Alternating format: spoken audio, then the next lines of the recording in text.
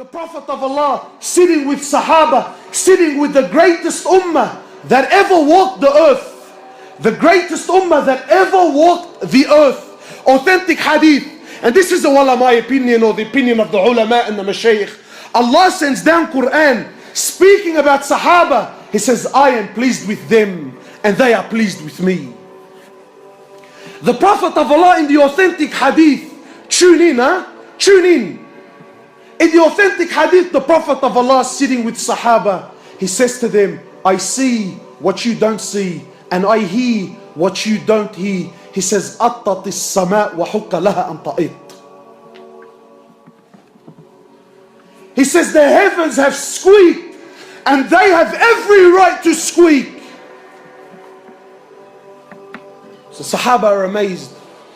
What do you mean, O Prophet of Allah? What do you mean that the heavens have squeaked? What do you mean that the seven heavens have squeaked? You know, my brothers, because mashallah, today we've become a people of science and logic, you know. Everything we know about astronomy is not even 1% of what's really out there. And our solar system, our galaxy, is one of millions and millions that are out there.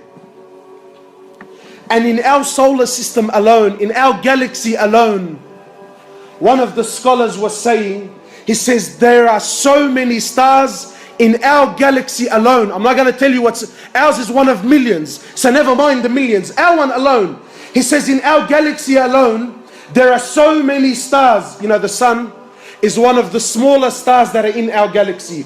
And the sun alone is millions and millions of times bigger than the earth. So the scholar is saying, if we were given 1 second to name every single star that is in our galaxy, you ready for this? You will need 300 trillion years and you wouldn't name every star that is in our galaxy. And all this is in Samawat al-Ula, is in the first heavens. The Prophet of Allah is saying the seven heavens have squeaked and they have every right to squeak. Why? Why, O Prophet of Allah? Why have they squeaked? You know, sometimes you put a lot of weight onto something, so it starts making noise, it starts giving way because it can't carry the load. The Prophet of Allah says the seven heavens can no longer carry the load. The load of what? He says, مَا فِي مَوْضِعَ أَرْبَ أَصَابِعَ.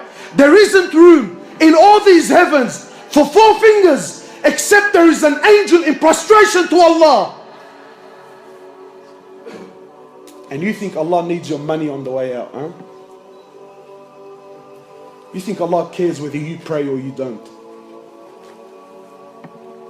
There isn't room for 4 fingers in all the heavens except there is an angel in prostration to Allah.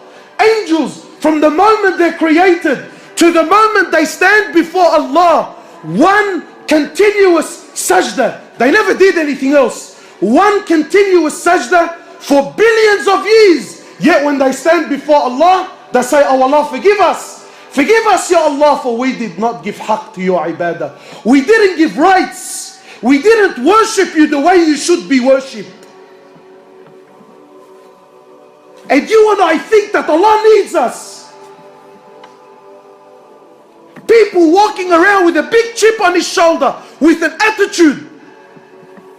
My brothers, Allah Azza wa Jal doesn't need anyone.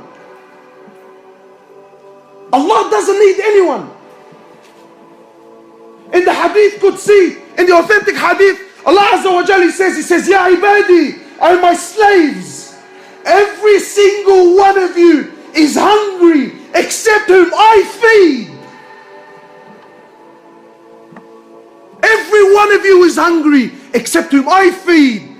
Today when you go to buy a meal, you think I bought this meal. No, you're wrong. Allah fed you.